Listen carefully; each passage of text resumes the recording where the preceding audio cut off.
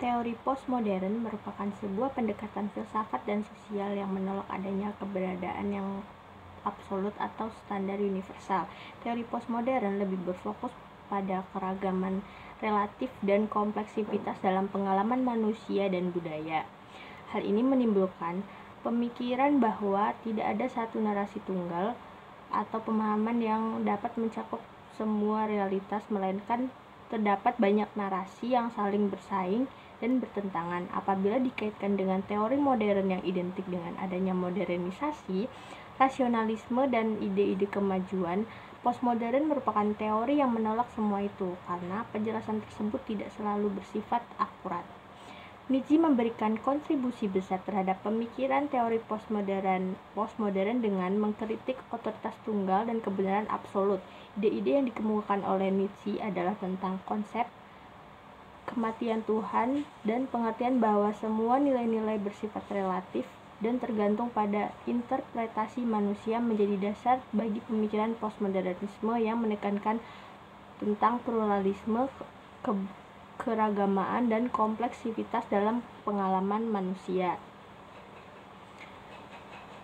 Dalam memposisikan teori sosial postmodernisme dalam perkembangan teori sosiologi, terdapat beberapa cara, di antaranya yaitu yang pertama adalah analisis kritis, di mana hal ini meninjau kritis teori-teori sosiologi sebelumnya untuk melihat kekurangan mereka dalam memahami kompleksitas masyarakat modern dan menentukan kekurangan tersebut dalam pemikiran postmodern. Dan yang kedua yaitu pendekatan interdisipliner, memanfaatkan kontribusi dalam berbagai disiplin ilmu termasuk filsafat, sastra, antropologi, dan budaya populer untuk memperkaya pemahaman tentang dinamika sosial dalam era postmodern. Dan yang ketiga itu ada penelitian empiris, melakukan penelitian empiris yang menangkap realitas sosial yang kompleks untuk bervariasi serta mempertimbangkan implikasi dari perubahan-perubahan dalam teknologi globalis dan budaya terhadap pola sosial dan identitas individu. Dan yang keempat ada refleksi epistemologis, merefleksikan kembali asumsi-asumsi dasar tentang kebenaran, objektivitas, dan otoritas dalam sosiologi serta mengakui pluralitas dan relatifnya pengetahuan sosial. Dan untuk pertanyaan yang terakhir yaitu pengaruh tradisi intelektual poststrukturalisme dalam perkembangan teori sosiologi postmodern itu.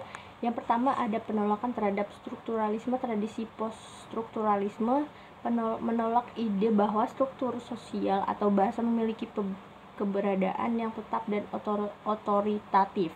Dan yang kedua ada penekanan pada kekuasaan dan pengetahuan. Poststrukturalisme menyoroti hubungan antara kekuasaan dan pengetahuan serta bagaimana pengetahuan dibentuk oleh struktur-struktur kekuasaan dalam masyarakat.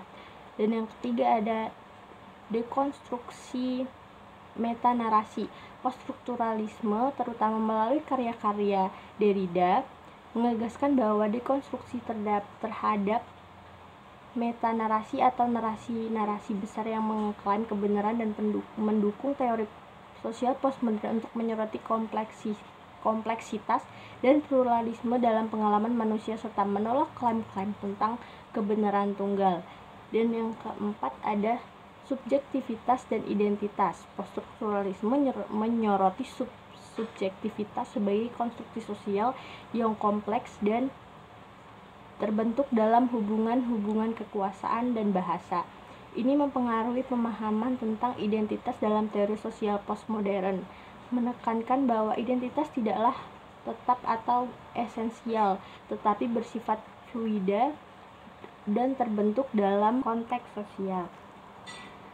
Yang jawaban yang kedua yaitu Foucault mendefinisikan bahwa kekuasaan sebagai suatu hubungan sosial dinamis yang terbesar di seluruh masyarakat, bukan hanya terkonsentrasi pada institusi politik atau pemerintahan. Baginya kekuasaan tidak hanya bersifat represif tetapi juga bersifat produktif, yaitu mempengaruhi pembentukan norma, nilai, serta identitas. Foucault menyoroti relasi antara kekuasaan dan pengetahuan melalui konsep rezim kebenaran. Menurut Foucault, pengetahuan tidaklah netral atau objektif, melainkan terbentuk dalam konteks kekuasaan. Kekuasaan mempengaruhi apa yang dianggap sebagai kebenaran atau pengetahuan yang sah dalam suatu masyarakat tertentu. Dengan kata lain, kekuasaan memainkan peran penting dalam pembentukan dan penyebaran pengetahuan, serta dalam penentuan siapa yang memiliki akses terbesar terhadap pengetahuan tersebut. Ini menunjukkan bahwa pengetahuan tidaklah bebas dari kekuasaan, tetapi sebaliknya kekuasaan memainkan peran dalam proses produksi, distribusi, dan kontrol atas pengetahuan. Nah, dalam konteks ini, Foucault menekankan bahwa kekuasaan tidak hanya diterapkan dari atas ke bawah oleh penguasa, tetapi juga tersebar di seluruh masyarakat dan beroperasi melalui bagaimana mekanisme kekuasaan yang melibatkan institusi, diskursus, dan praktik-praktik sosial. Dengan demikian, relasi antara kekuasaan dan pengetahuan menjadi sangat kompleks dan saling terkait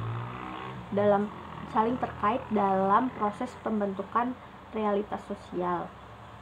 Dan jawaban yang ketiga, yang terakhir, dekonstruksi adalah pendekatan analisis yang dikembangkan oleh filsuf Derrida yang melibatkan analisis kritis terhadap teks-teks atau konsep yang dianggap stabil atau memiliki makna yang tetap.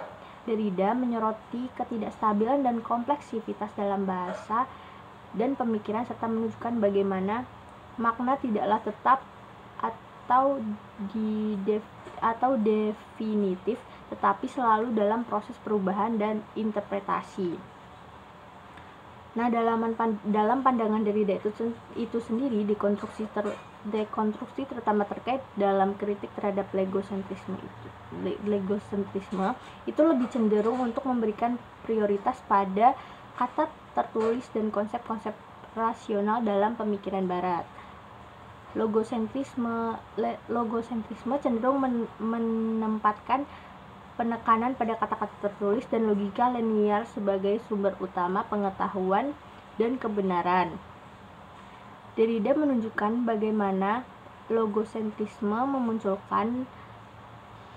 memunculkan hierarki antara pengetahuan yang dianggap lebih tinggi dan lebih otentik daripada yang lain, serta bagaimana hal itu mempengaruhi bagaimana dekonstruksi ini mempengaruhi pembentukan norma dan nilai-nilai dalam masyarakat. Nah, dalam konteks ini, bisa dilihat bahwa Derrida menunjukkan bahwa klaim kebenaran final tidak ada dalam kamusnya, karena bahasa dan konsep-konsep yang digunakan untuk menyatakan kebenaran selalu terbuka untuk interpretasi dan penafsiran yang beragam. Tidak ada makna yang tetap atau otoritatif. Sebaliknya, makna selalu terbentuk dalam konteks interaksi sosial dan praktik interpretatif.